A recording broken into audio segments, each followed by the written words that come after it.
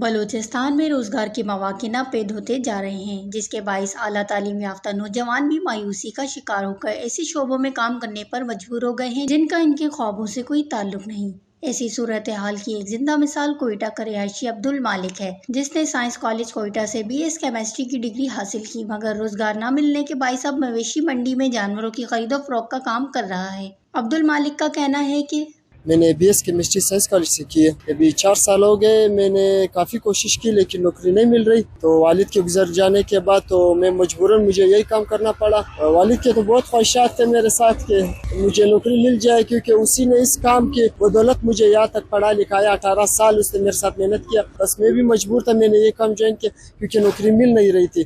امیدیں تو تقریباً بچپن سے ہی تھی کہ ٹیچر بنوں، لیکن میٹرک اور FSC کے بعد یہ سوچا کہ کم سے کم کوئی بھی گورنمنٹ جاب تو مل ہی جائے گی۔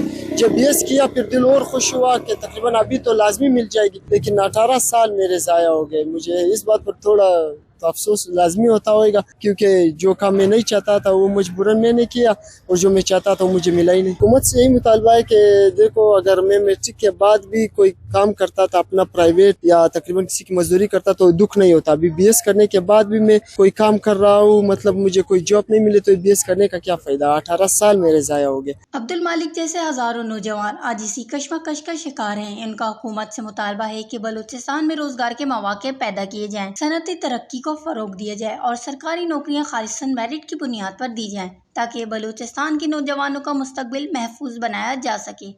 وش نیوز، کوئٹہ، بلوچستان۔